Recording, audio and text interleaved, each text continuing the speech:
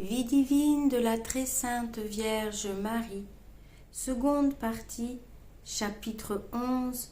Marie fuit en Égypte. Après la présentation, la très sainte Vierge s'était proposée de rester 9 jours à Jérusalem par dévotion aux 9 jours qu'il avait préparés à sa divine maternité et aux 9 mois pendant lesquels elle avait été le tabernacle du Verbe.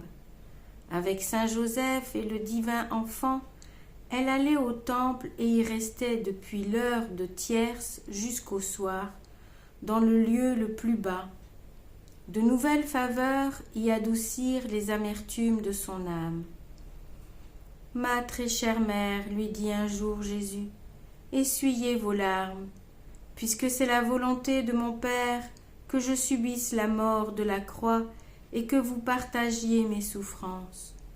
Je veux les endurer pour conduire au ciel les âmes faites à mon image. N'est-ce pas là aussi votre désir ? Ô mon très doux amour, répondit la généreuse mère, si je pouvais subir la mort avec vous, je serais bien plus consolée, car ma plus grande douleur et de vivre tandis que vous mourrez. » Un autre jour, Marie s'écriait en son cœur : « Voici, Seigneur, la vile poussière que vous avez comblée de bienfaits. De quel retour est capable mon néant ? Déjà, je vous ai consacré tout mon être. Je n'ai plus rien à vous donner. Mais, que dis-je ? Une pensée me ranime et me réjouit. Je vous offre votre Fils bien-aimé, non seulement pour moi, mais encore pour tous les hommes dont il est devenu en moi le frère. » Au 5e jour, Dieu dit à Marie dans une vision abstractive : « Vous ne pouvez achever votre neuvaine, car il faut que, pour sauver votre fils de la mort que projette Hérode, vous alliez en Égypte avec lui et Joseph. » Malgré l'étrangeté de cette communication, Marie, toujours tranquille et obéissante, répondit : « Voici, Seigneur, votre servante. Faites de moi ce que vous voudrez. Je demande seulement à votre immense bonté de me réserver les souffrances et de les épargner à mon fils. » Le Seigneur lui répartit de s'en rapporter en tout à Joseph. Elle versa alors d'abondantes larmes sur les souffrances qu'elle prévoyait pour le divin enfant, et Saint Joseph, qui n'en connaissait pas le motif, en fut troublé. Il en eut l'explication pendant la nuit.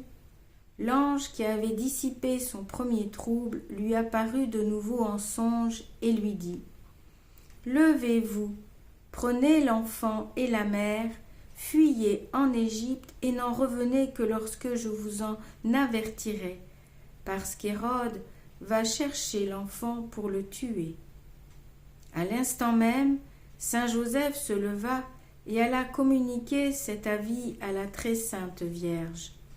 « Après avoir reçu de Dieu tant de grâces, dit-elle, n'est-il pas juste que nous en acceptions aussi avec joie les afflictions ? Nous porterons d'ailleurs avec nous le Créateur du ciel et de la terre. Avec lui, point d'exil, il est notre patrie. » La très sainte Vierge s'approcha alors avec Saint Joseph du berceau où Jésus dormait. « Très doux agneau, lui dit-elle, quel homme peut se promettre de vous enlever la vie, puisque vous avez le pouvoir de l'anéantir lui-même ? Mais qui comprendra les secrets de votre providence ?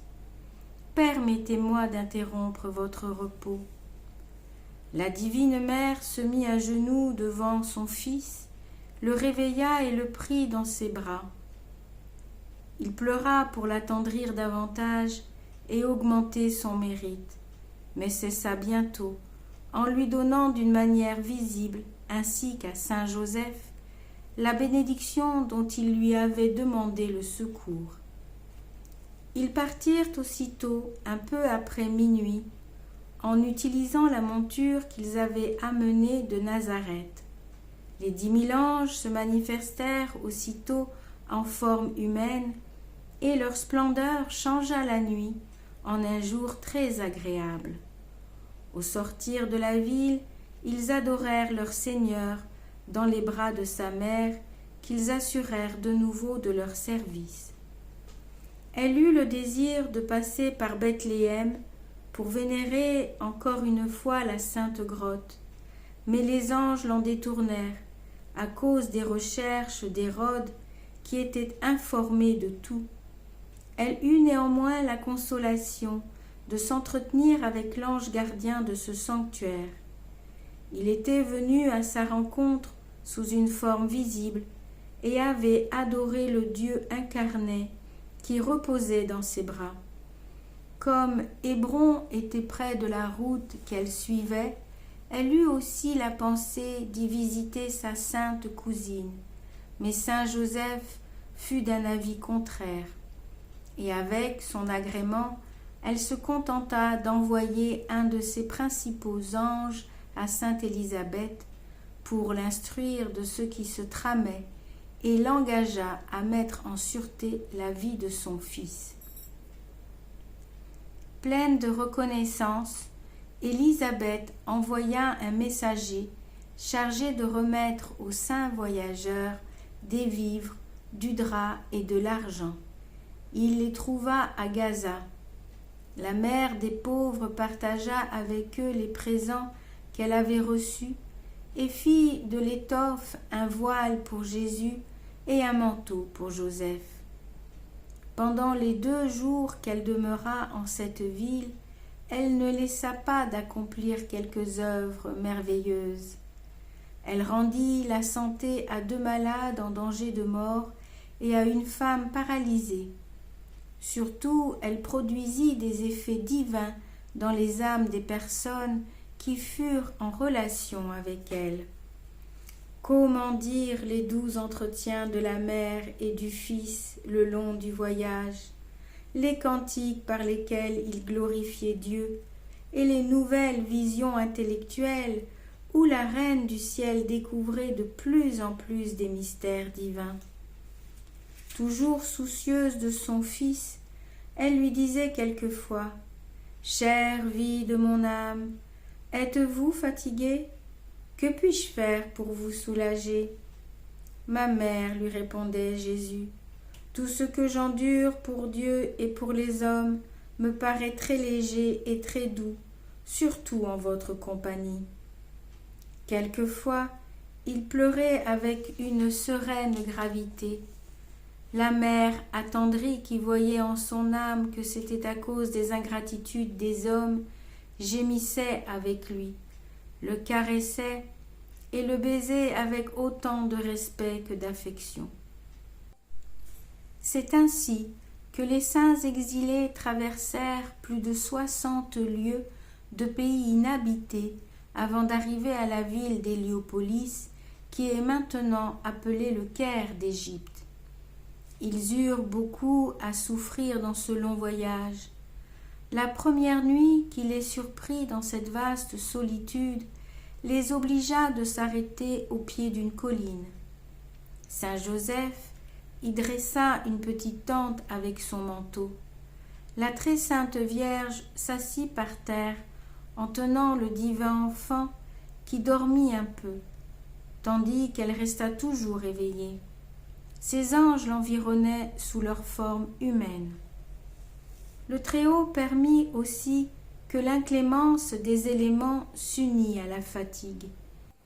Il s'éleva un jour une furieuse tempête où nos voyageurs étaient battus et aveuglés par le vent et la pluie. Malgré toutes les précautions, l'enfant Jésus en ressentit la rigueur qu'il manifesta par des larmes et des tremblements.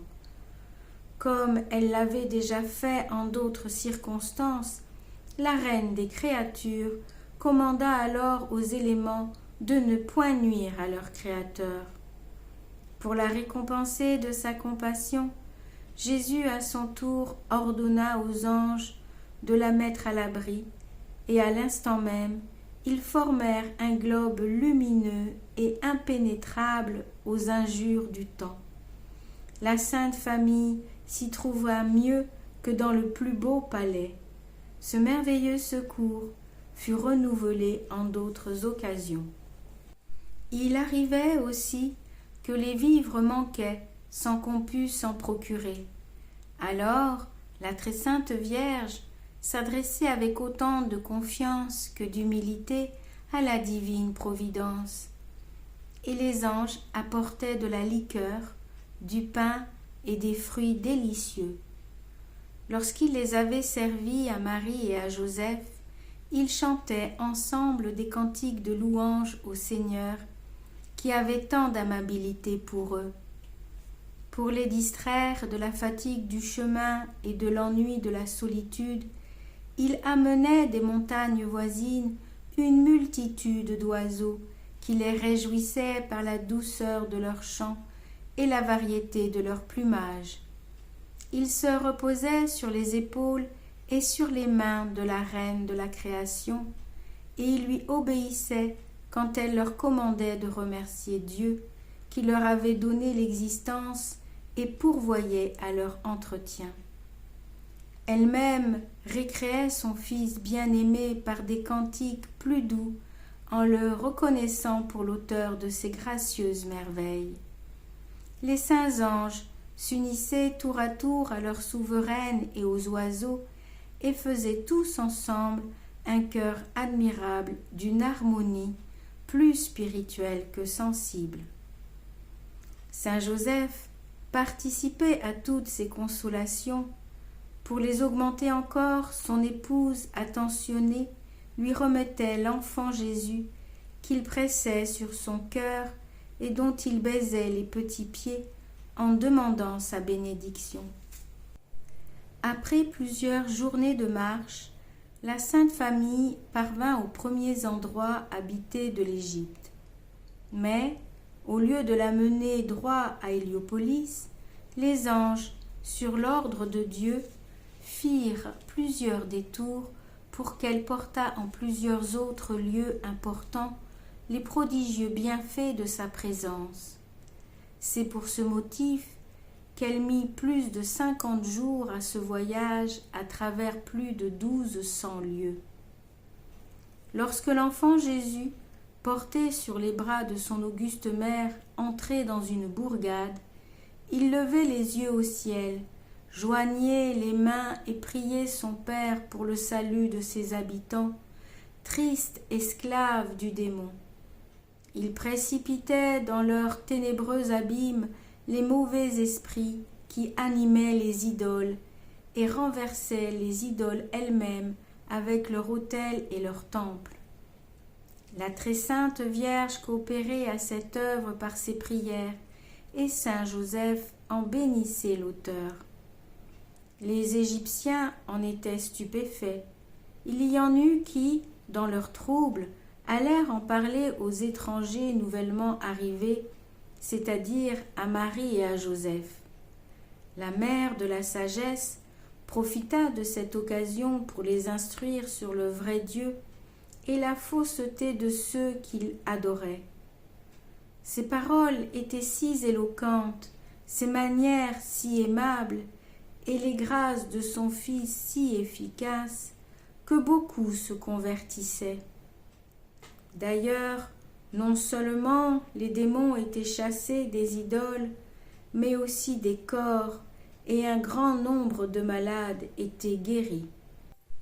Arrivée à la ville d'Hermopolis, sur les confins de la Thébaïde, la Sainte Famille y signala aussi sa bienfaisante puissance. Il y avait à l'entrée un arbre superbe où un démon avait établi son siège. Lorsque le Verbe humanisé parut, non seulement le démon fut chassé, mais l'arbre se baissa jusqu'à terre. Depuis lors, ses feuilles et ses fruits guérissaient les malades. D'autres arbres avaient témoigné de cette manière leur respect pour leur Créateur. D'autres lieux aussi furent marqués par des prodiges semblables, dont quelques auteurs ont fait mention. Tel est celui de la fontaine qui est proche du Caire et où la très sainte Vierge alla puiser de l'eau. Depuis lors, même les infidèles y reçoivent quelquefois des faveurs corporelles. Partout les démons étaient dans la terreur. Lucifer était troublé par ceux qui étaient rejetés en enfer en si grand nombre. Enflammé de fureur, il parcourut l'Égypte pour trouver la cause de cette humiliation. Il n'y remarqua personne dont il se dut préoccuper, sinon la terrible Marie qui déjà l'avait vaincu plusieurs fois. Il exhorta ses ministres à livrer à son ennemi, comme il l'appelait, une nouvelle et grande bataille. Plusieurs de ses légions se levèrent contre elle et furent bien surprises de ne pouvoir l'approcher. Une force invincible les tenait à plus de 2000 pas en arrière. Et, comme Lucifer et sa troupe s'obstinaient encore, ils furent précipités de nouveau dans les feux de leur prison. Instruction de la très sainte Vierge. Ma fille, pour suppléer à votre impuissance de rendre à Dieu un juste retour pour ses bienfaits, offrez-lui l'hostie vivante de son Fils humanisé, surtout quand il est en votre poitrine sous les espèces eucharistiques. Après cette offrande, celle des peines de la vie lui est fort agréable. C'est par elle que vous pouvez contribuer à l'accroissement de son royaume par la conquête des âmes, sans vous décourager par les insuccès. C'est ainsi que mon fils priait pour le persécuteur de son enfance, l'impie Hérode, qui s'est damné, mais dont le châtiment a été adouci à cause de ses prières. Quels que soient les événements, il faut toujours se fier à Dieu. Si les hommes ne désiraient que ce qu'il est vraiment nécessaire, il y aurait folie de leur part à mettre leur confiance en de faibles créatures et non en lui qui étend son ineffable providence sur les plus petits des corbeaux. Avec cette conviction, je ne pouvais rien craindre dans mon long pèlerinage d'Égypte. C'est une grande consolation de penser que l'on sert celui qui seul règne avec un empire absolu sur tous les êtres créés.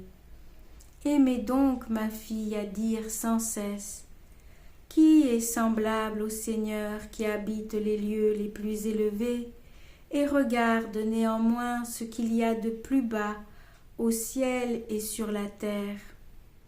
Qui est semblable à celui qui est tout-puissant et ne dépend de personne, qui triomphe toujours de ses ennemis et enchaîne les démons dans l'enfer?